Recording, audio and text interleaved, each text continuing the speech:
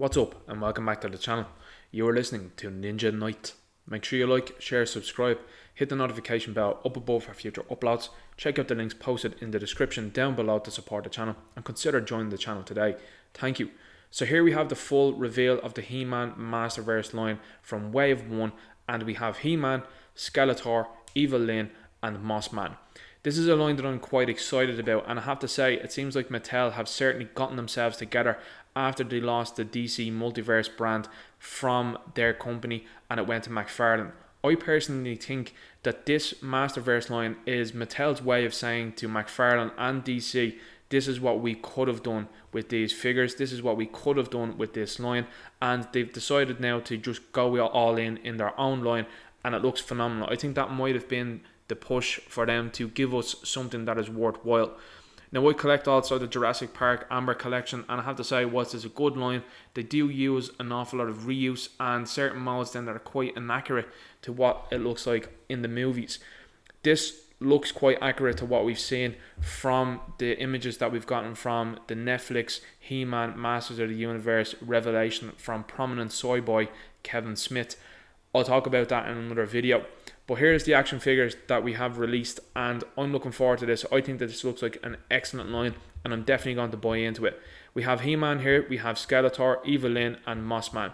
So as you can see, there is some reuse between the likes of He-Man and Skeletor, and as we can see, Moss Man is an all new, brand new mold. This looks good, and I would say there's probably going to be a little bit of swapping done, and we will get Beastman out of the majority of this, because as we know, the original Beastman figure and Mossman figure were quite interchangeable, that they used the same parts, and that is something that Mattel like to do. Evil Lyn over here, I say, will probably encompass the majority of the female figures, will probably use the same mold and an awful lot of the parts, so I wouldn't be too surprised to see that. Scrolling through the images, I have to say I'm impressed with the articulation. The articulation, it seems like they're all having double elbows, they all have double knees, they all have bicep swivels. But my biggest issue is probably this. I like the head sculpt. I think the head sculpt looks really good. But technology has moved on now. And I think it's something I'm critical about McFarlane Toys in particular, is that they do not use the face print technology. Some people do complain about the face print technology and say, well, it's quite pixelated. Yes, I will agree with you on that. But there seems to be a lot more life, in my opinion, to figures that have the face print technology rather than doing what they're doing here, which is old school painting eyes on. It looks like the left eye is looking at you and the right eye is looking for you. They are not symmetrical. They are not looking at the same thing together. That is an issue, and that's where face print comes in. Face print, at the very least, will give you the eyes looking in the same direction, where this isn't. I think the overall sculpt looks really good, and it's disappointing when you see a very good looking sculpt and a very solid sculpt and it's ruined down by bad eye paint. There's some infamous pictures out there, for example, the likes of Star Wars, the Black Series, which is really the line that kicked it all off for main line for Hasbro, which they fixed the Daisy Ridley, for example, Rey Skywalker, as she's called. Hilarious, isn't it? But anyway, we'll go back on that another day.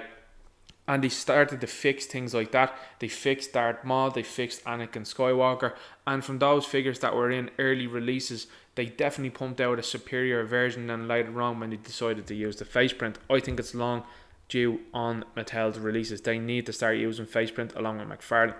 Here we have Battle Cat, and I have to say he looks wonderful. He looks really articulated, and in my opinion, I think it's something that Mattel have been doing over the last couple of years, which is working on the Amber collection, figuring out how they will do beast type characters with the articulation. And the Raptors are hyper articulated. I think they're really well done. I will be critical in saying that they just repaint them consistently and there's no real alterations to them, which is a pity. But they seem to have the articulation down for the beast characters, and I'm very happy to see that. Battlecat looks amazing, I have to say, and I think the price line for this figures are quite good. They started off out seemingly going to be $19.99. It seems like there's some confusion. Perhaps maybe they're $24.99. Nobody really knows yet at the moment. There are listings on Zavi, for example, that are in Europe, and they are talking about maybe $29.99 a figure, or higher than for a larger scale figure that we will see. I suppose we'll have to wait and see closer to the time. He-Man here though looks really good. He looks powerful, he looks strong, and this is something that another YouTuber, Spectre Creative, talks about, and I've been watching quite a few of his videos. He's a former Mattel employee and he really worked very hard on the Masters of the Universe Classics line, and that was on the weekends that he used to do that. He was in charge of the DC Universe Classics line, and he did a wonderful job on that. So I'd love to get his thoughts on this one, and I think he'd probably be very keen to talk about this. The articulation looks wonderful. They have nailed the articulation straight out the gate in wave 1. They have nailed the way it should look. This is something I'm still critical of about McFarlane, and he's a year into the line now. He should really know better. This looks really good. It's at a 7-inch scale. He-Man looks good. If I could make one criticism, it's give them the face print. It would look better. The character that really stood out to me though is the last character that I'm going to show here, and I have to say I'm super impressed by this. And I'm super impressed by how they have decided to make an already deluxe scale point and bring in a character that we have that is very popular. And this is a large scaled Skeletor. Now, this is probably a spoiler because as we've seen earlier on there, we have a Skeletor with a standard cape and it looks pretty standard. As we can see here, Skeletor is holding the power sword and he also has this H that's going across his chest. It's something that they're trying to do over the last couple of years, which is switch He-Man from having a cross on his chest to having a H on his chest. We all know why that is. That's a video and a topic for another day. This Skeletor though looks amazing. The sculpt looks wonderful. I love the armor that's on it. I think that this looks unbelievable. This really reminds me of Dan Fraga's version of Skeletor. This is going to be at a higher price point. I think one complaint that I could have and something that they could probably improve on, which is something that Mattel haven't been doing well over the last couple of years, is capes on figures. This looks really cheap. And I think when you look at the sculpt that you have here, this is an amazing looking sculpt. Like, I can not compliment this enough. I think this looks fantastic. I really like it. And if I had, say, bendy wire in the cape, they've been doing bendy wires in the tails of the Raptors. Why not go all out on a cape here, a proper cape? If this needs to be $50, people will pay that. People will pay that for this figure. They are trying to hold on to the $34 price range from what I understand for this figure. And it's going to be at in and around a 9-inch scale. Go all out. Make it $50. Give us a good cape that has a wire in it that can flow. We can put it left to right and it looks really good. The DC Films version of figures that DC Collectibles tried to do had wire capes and they were at €20. So I don't see how you can't be doing that with this. Now granted, I know this is an all new mold and an all new sculpt and there's a lot of work that's gone into this, along with the paint deco. As you can see here, there's a couple of different colours and there's different paint decos that are used along with that sword. But I think if they had went all out with this, with the cape, it would have been a phenomenal release. And I think probably the best Skeletor release of all time. So as you can see, he has the power sword here. So perhaps that might be a little bit of a spoiler. But I think that this is wonderful to look at. This, for me, is probably something I was really keen on seeing. This large scale Skeletor. I am delighted to see it because I think that this looks wonderful. I can't compliment this enough. I can't wait to get this into my hands. I think it looks really, really good. And I know I'm singing its praises and I haven't even got it in hand. I'm just hoping that the QC on these figures are good. I hope that the paint is good on it. I hope that there's no googly eyes as we've seen kind of with He-Man there. I hope that doesn't happen to Skeletor. And I hope this is something that can be easily obtainable. I'm going to make a prediction now. I think that this is going to be the hardest figure to get in wave 1. I think that that's going to be the most difficult one. I can't imagine people not wanting to have this. It looks like he has a translucent neck, which you could have some sort of light piping, which could look even better. Perhaps maybe that's translucent also, which could also factor in with light piping. Other than that though, this lime green looks really good and it's going to give that eerie feel then to Skeletor, which I think he should have. I think that this is going to be a line that could be revolutionary for Mattel. I'm definitely all in on wave 1, 100% going to buy the whole wave. I hope that this is a line that continues to be good. Sometimes we see with lines, they start to peter off and they start to give us less accessories and they start to do strange things.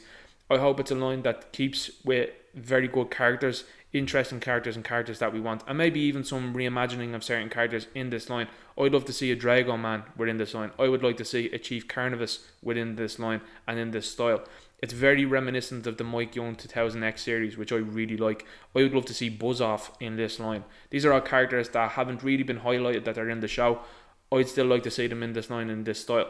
Perhaps maybe that's what they're going to do, because Kevin Smith said this is a two-parter, that there seems to be 5 episodes that are coming out on July 23rd, and then the other 5 then are going to come out at an unannounced time. Maybe these other characters are in the second half of the season. it will remain to be seen. This is a really good choice for Skeletor, and I really like it. My concern would be, because we're seeing this basically God Skeletor already, is he in the first 5 episodes, and is He-Man going to beat Skeletor within those first 5 episodes, and we're going to get the bait and switch then, which is going to hand it over then to Tila. I sincerely hope that's what happens. I sincerely do think that's what's going to happen now within this series. Looking at these figures, this is a home run. Mattel have done a fantastic job here. The articulation looks good, the sculpts look wonderful, it's tight, it's compact, it looks really well. It's a line that I'm going to buy into. As I said at the start of the video, I hope it's something that they decide to go into, which is other versions of He-Man, and that they will all scale together, because I think that that is one of the biggest problems that McFarlane has, is that he has an inconsistent scale. One Batman is 6'2", another Batman is 6'2", but yet he's shorter than that previous Batman. It doesn't make sense. I hope now that Mattel go, all of our He-Mans stand at this height, unless it's Prince Adam, then he should be smaller, obviously. Then you have to look at them, for example, look at the other versions of He-Man in the different comics. You have Demo Man, for example, that could come in here. You have the fan choice characters that Mattel own and should use here. You have the likes of Dragon Man, like I said, that would look wonderful in this. And I think then you can look at then, like I said, the Dolph Lundgren version of He-Man, and, for example, the Skeletor from that movie played by the wonderful Frank Langella. I think that that would be wonderful to see in this line at a similar scale. And as Masterverse would give you an impression, it's going to be into a multiverse of different He-Man figures. Can they open it up to something else? Because we know that He-Man has crossed over paths with DC characters before. Maybe, but it's unlikely. Given the fact that McFarlane has the license at the moment, I do not think he's going to play ball with Mattel. But I think that this is a really strong output from Mattel, and I think that this is a really big statement from them. Only criticism that I have is get that face print technology in this line as soon as possible, even as soon as Wave 2, and you have a line that is going to combat the likes of what Hasbro are putting out.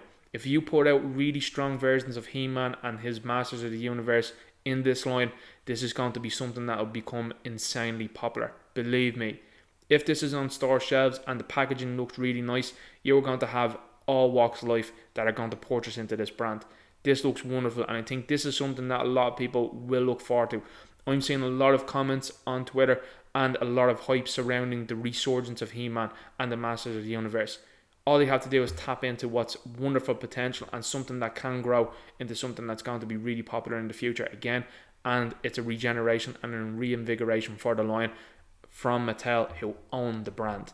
It would be silly of them to not capitalise on what they have within their grasp, which is one of everything. I'm looking forward to this line. I have it pre-ordered myself. I have the whole wave pre-ordered. I'm excited to see it. It seems like these figures are going to drop in September.